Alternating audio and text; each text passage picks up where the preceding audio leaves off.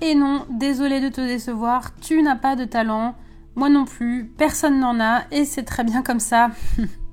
Salut les artistes, j'imagine que si vous avez cliqué sur cette vidéo avec un titre un petit peu punchy, c'est parce que vous êtes déjà posé la question de est-ce que vous avez du talent, ou alors vous avez l'impression que d'autres personnes en ont plus que vous, ou encore, et ça ce sont des choses qui m'arrivent, beaucoup de gens me disent oh là là, j'aurais bien aimé apprendre à dessiner, mais bon, j'ai pas de talent. Et j'en reçois aussi beaucoup dans les commentaires ou dans les messages privés de la part de la communauté sur voilà, je progresse pas assez vite, j'ai pas de talent artistique ou j'ai pas de talent en dessin ou en peinture. Comme si en fait je me suis rendu compte vraiment pour beaucoup de gens, le fait de savoir dessiner ou peindre, d'avoir une activité artistique, ça tient plus d'une espèce de don donné par le Saint-Esprit à la naissance ou dans le ventre de notre maman, je ne sais pas, plutôt que autre chose. Et moi, j'avoue que j'ai un avis assez tranché sur le sujet, bien que pour moi, c'est plus compliqué que juste oui et non, et c'est ce que je voulais vous partager aujourd'hui, et surtout quoi faire de cette information, parce que c'est bien sympa de savoir si on a du talent ou pas, mais en fait, qu'est-ce que ça change pour notre activité artistique ? Donc, c'est de ça que je vais vous parler aujourd'hui. Alors pour que tout le monde soit d'accord, je me suis dit que j'allais repartir de la définition du Larousse du mot talent.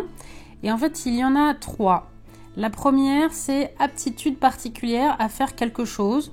Ok, c'est plutôt neutre, ça me semble correct.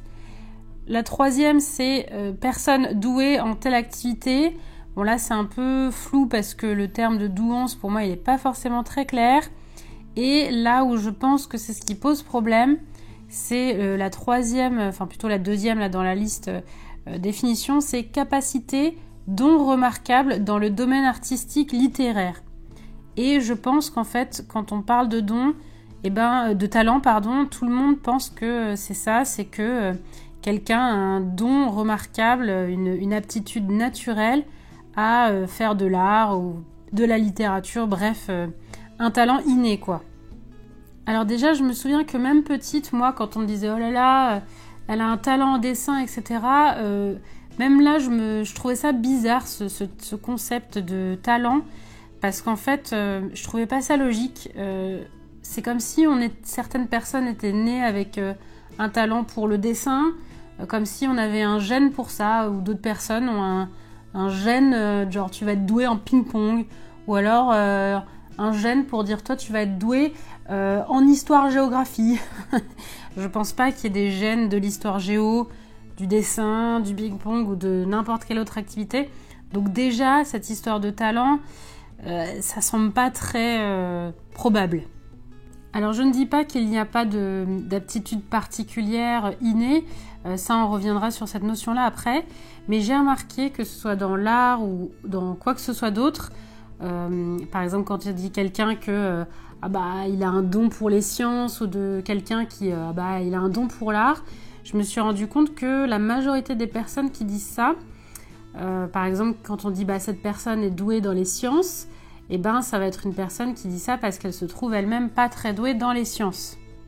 Et en fait ce qui est drôle c'est que la personne qui est concernée, c'est-à-dire l'artiste ou la personne qui est douée en sciences ou dans n'importe quel autre domaine où on dit qu'elle a un talent, en fait, elle voit que ce qui l'a permis d'avancer dans son talent, entre guillemets, c'est le travail, c'est vraiment le fait de s'entraîner, de sortir de sa zone de confort, de bousculer ses connaissances, d'aller chercher plus loin des informations, bref, de vraiment mettre du temps et de l'effort. Et que du coup, en disant que cette personne a un talent, on ne voit pas tout ce travail qu'elle a pu fournir.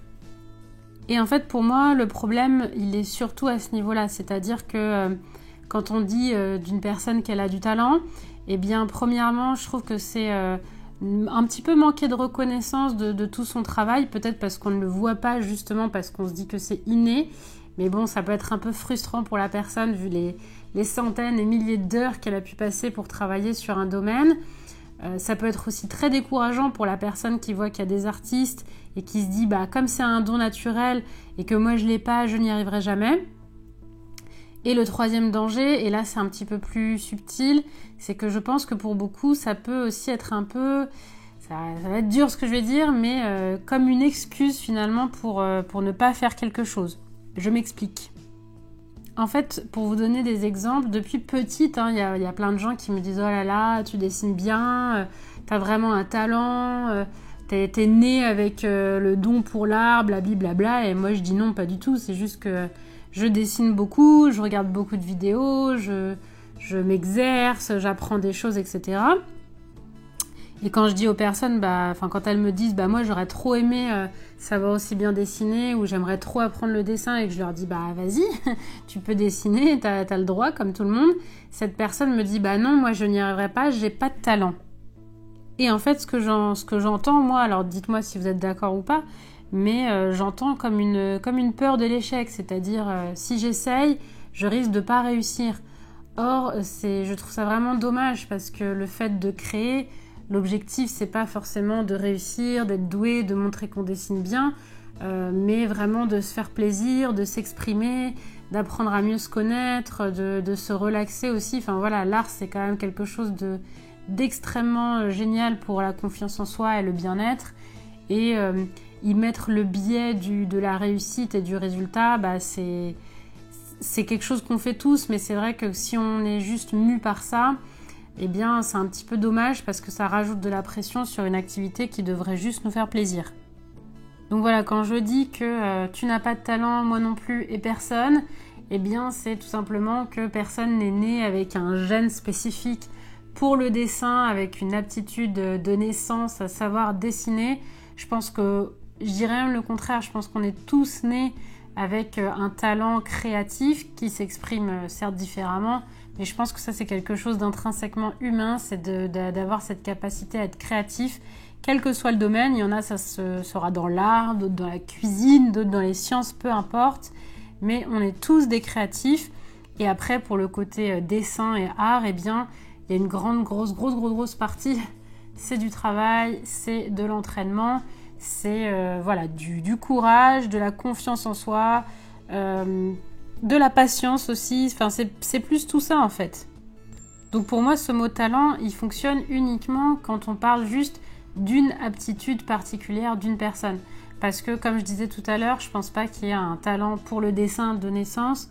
En revanche, je ne dis pas que on a tous des aptitudes plus ou moins fortes de naissance, ou même qu'on va travailler. Enfin voilà, il y a plein de choses qui rentrent en compte. Je pense que c'est plus compliqué que avec quoi on est né, qu'est-ce qu'on a travaillé. Mais si je devais donner des exemples, prenons Usain Bolt. Bon, on va dire qu'il n'est pas né avec un talent pour la course à pied. Je pense qu'il a plus eu par exemple un excellent cardio, ou alors son physique, il est très grand avec des grandes jambes. Voilà, ça va être plus des aptitudes physiques qu'il a eues. Mais ces aptitudes physiques, elles n'auraient rien été s'il n'y avait pas eu tout son entraînement. Il a dû travailler vraiment d'arrache-pied pour arriver au niveau où il est, que ce soit par rapport à son environnement, par rapport aux gens qu'il a rencontrés, par rapport aux efforts qu'il a mis. Voilà, en fait, c'est un mélange de ce que la nature lui a donné physiquement et intellectuellement, et du travail qu'il a effectué après, qui fait que tout s'est bien goupillé. Parce qu'il aurait très bien pu naître avec plein d'aptitudes physiques formidables, mais s'il s'était jamais entraîné comme il l'a fait, peut-être qu'il serait devenu, expert comptable. Et je pense que dans le dessin, il y a un peu cette même chose. Par exemple, peut-être que vous êtes né avec une capacité de vision des couleurs plus intense que d'autres, ou peut-être que certaines personnes ont une meilleure observation des distances et des proportions. Peut-être que d'autres ont une meilleure dextérité physique, ce qui fait que quand elles vont apprendre à dessiner quelque chose, leur mémoire musculaire va s'activer plus rapidement. Peut-être que d'autres, au contraire, vont apprendre la théorie plus facilement, puisque intellectuellement, elles vont avoir un esprit plus analytique. Voilà, je pense que ça va plus être des mélanges d'aptitudes, peut-être, physiques, cérébrales, etc., qui vont donner peut-être quelques bases. Mais je pense que vraiment le tout, c'est le fait de travailler et de s'entraîner, quoi. Quand on prend comme exemple Léonard de Vinci, alors je ne sais pas du tout comment il était quand il était petit, mais c'est quelqu'un qui est connu pour être un excellent inventeur, un excellent ingénieur et un excellent peintre et dessinateur. Et en fait, tout le monde voit son talent, mais personne, sauf les artistes et les gens qui étudient ça, mais les gens ne pensent pas forcément aux milliers et milliers d'heures de travail, à des sessions où il allait pendant plusieurs semaines, tous les jours, toute la journée, aller étudier le vol des oiseaux pour savoir comment le vent fonctionne et comment il va les redessiner aussi après en fonction de leurs ailes, en fonction du vent et du mouvement de leur corps. Enfin voilà, en fait, il ne faisait que ça toute la journée, d'étudier des choses, de les reproduire, de les redessiner. Il avait des carnets et des dizaines de milliers de pages remplies et c'était vraiment tout ce travail qui faisait son talent. Bon, encore une fois, tout ça, ce n'est que mon avis, hein. Il n'y a rien de scientifique, prouvé, étudié, validé par la recherche dans ce que je dis. Mais bon, c'est ce qui me semble le plus logique à moi. Et en fait, quand je dis tout ça, l'important, c'est d'essayer peut-être d'en tirer quelque chose. Donc c'est pour ça que je vais vous parler de qu'est-ce qu'on peut faire de toutes ces informations, du fait qu'il n'y ait pas de talent ou qu'il y ait des aptitudes physiques, etc. Pour vous donner un exemple, voilà comment moi j'ai un petit peu analysé ce que je faisais. Je sais que j'ai beaucoup travaillé quand j'étais petite, j'ai beaucoup dessiné de personnages, etc. Ce qui fait que là, un de mes points forts, ça va être l'anatomie et les proportions. J'ai de la chance aussi d'avoir un sens de l'observation assez développé. En revanche, comme j'ai une légère dyspraxie de nature, eh bien, avant de savoir dessiner quelque chose, je dois le dessiner 36 millions de fois, le temps que ma mémoire musculaire arrive à suivre ma mémoire cérébrale, quoi, entre guillemets. Et en fait, on va tous avoir des petites différences comme ça. Pour vous donner un exemple subtil entre deux de mes élèves, elles sont toutes les deux débutantes, mais il y en a une qui voit très rapidement tout ce qui est ombre, qui va même voir peut-être des petites réflexions très subtiles dans les formes et dans les couleurs. Et l'autre, elle va beaucoup moins voir ça, mais par contre, elle va avoir un sens des proportions beaucoup plus facile, qui va venir vraiment beaucoup plus naturellement. Et en fait, une fois qu'on sait tout ça, eh bien, on peut venir travailler ses points forts, en tout cas les améliorer, les rendre encore plus forts et en faire notre marque de fabrique et se dire de temps en temps, je vais aussi travailler mes points faibles pour les améliorer. Et ça, c'est une gymnastique qu'on peut se faire soi-même par rapport à ce qu'on veut faire artistiquement.